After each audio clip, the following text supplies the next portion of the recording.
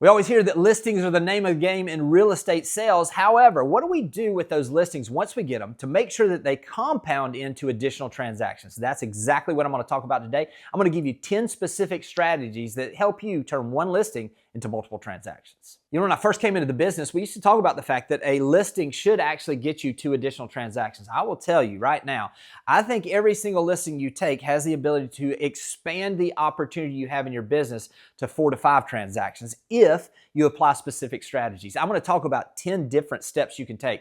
10 specific strategies also that you can take that I know are going to help you increase your revenues and expand your business through these listings that you're taking. The first one is this: help the seller on the buyer side. Now, this may seem really basic, but if your seller is staying in the local area, make sure that you're giving them an understanding of the properties that are out there so that you help them on the buyer side. But a lot of times these sellers are moving to a new market. The first conversation you have if they're moving out is one of the first questions you should ask is, do you have an agent that you're already talking about in the market you're moving to? Here's the reason.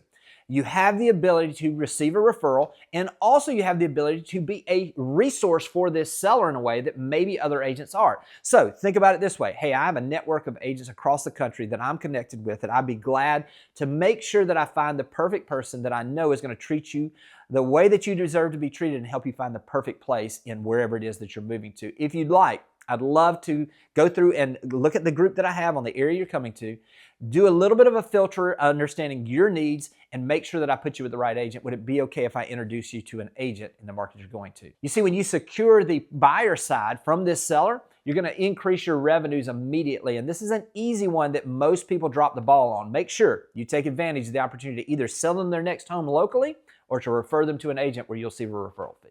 All right, I'm going to kind of walk you through the process of this listing to the sale and kind of the steps that you can do along the way. And the next step that we have is to do a green screen video about a coming soon listing. Now listen, I know that there are different rules in different areas. Make sure you're following the rules that you have in your area. But maybe you've seen these posts where someone will come in and they'll say, hey, we're getting photos done. I can't share with you all the details, but I've got a new listing coming that is in this area. And they'll have a green screen behind them of a specific area in a city. And they'll give a few details. This is a 4-bedroom home.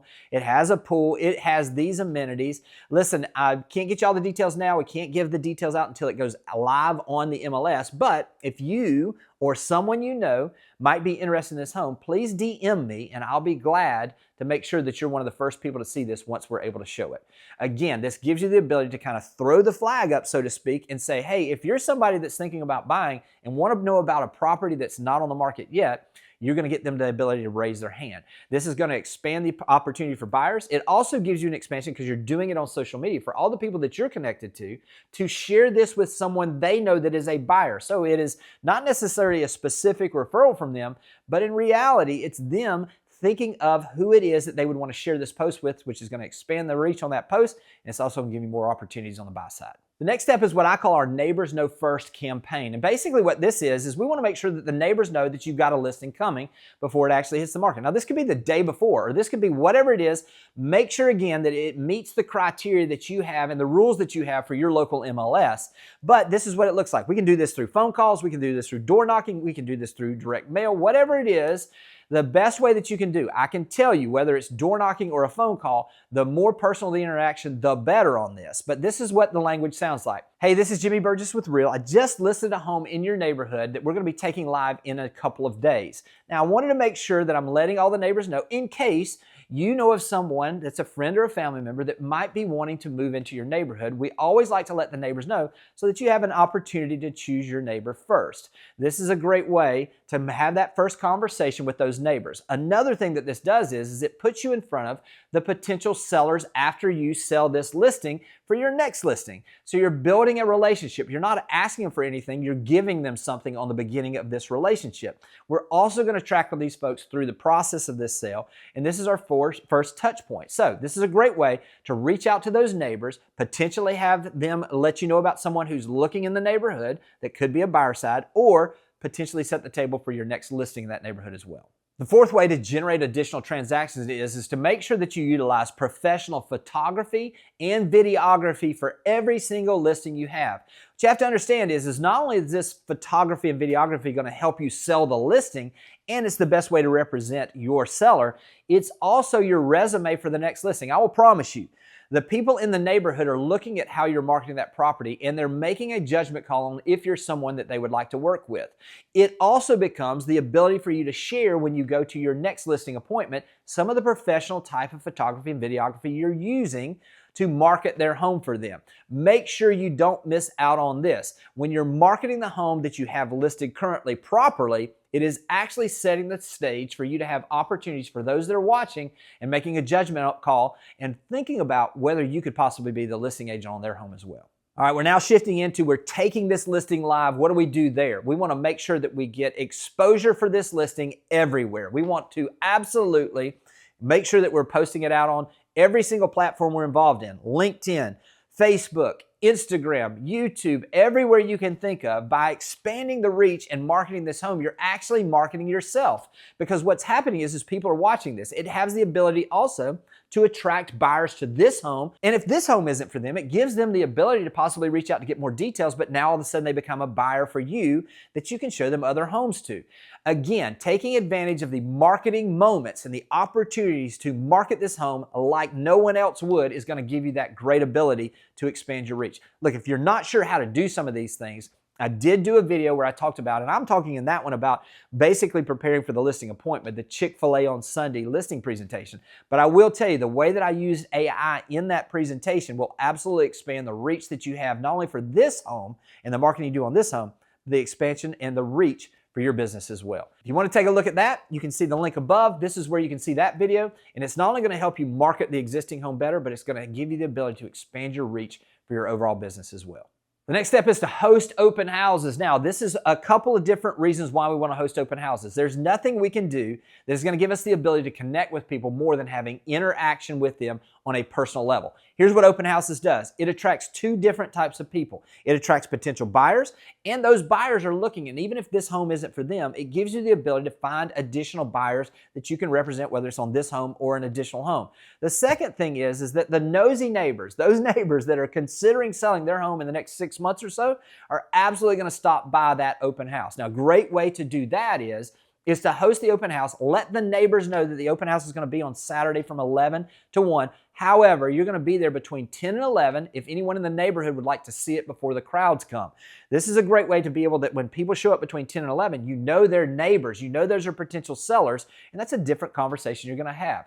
So if you're looking for a way to expand your reach for buyers and sellers with your new listing, open houses is an absolutely great way to do just that. The seventh way is to host a moving party for your sellers. Now, if the sellers are moving out of the area, odds are they've got friends that are leaving, and they want to make sure that they have the opportunity to say goodbye. Now, you can, if you host this party, this is going to be a great way to do this. Now, again, think about who your seller is. If they're very private people, they may not want to do this. Also, if they're people that are in the midst of packing, I would ask them, hey, if you'd like to have one of these events, I'll handle everything. I'll provide the food.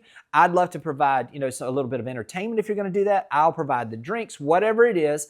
And also, if your home is not at a place where you want to host this in your home, I'll be glad to provide the space to do that. You could host it at your house. You could host it at an event place. You could host it in the back of a restaurant where you're just buying the food. Whatever it is, host these types of parties. Here's what it does for you is all of a sudden now that seller becomes basically the center spoke on a wheel, so to speak. All those spokes of all their friends, all of their network, their closest friends. Now they invite those to that actually going away party. And what happens is now you get introduced not just as their realtor, but as their friend.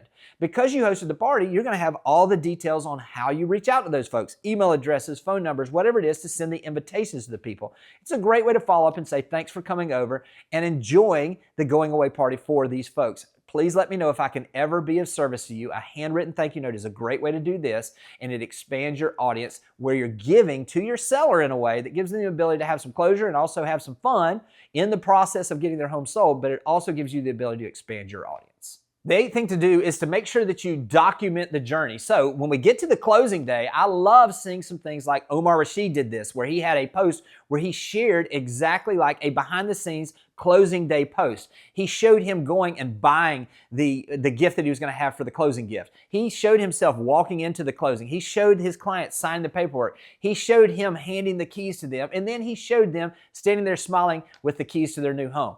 When you document your journey and you show the success that you've had and you make the process and the people the hero instead of yourself, all of a sudden it gives you the ability to have more relatability. It also is a subtle way to show that, hey, look, if you want some results, this is the type of things that I do. This is a closing that I've happened.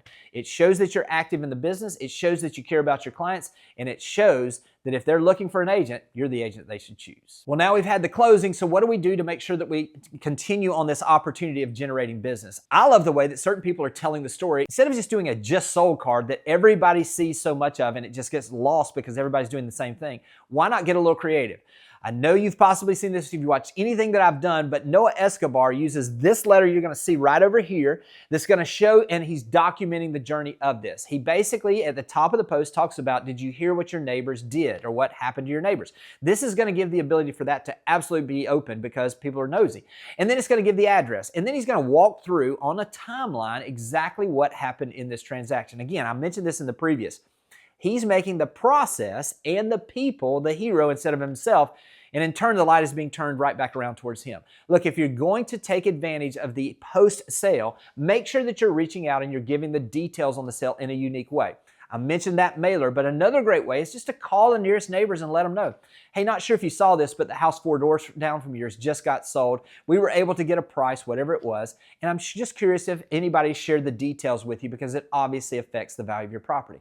And then just have a conversation. Give those folks value. If you get to the end of that conversation, they never bring up their place, the great closing line that I've always liked to use is, I'd be the worst realtor in the world if I didn't at least ask if there's a price where you guys might consider selling.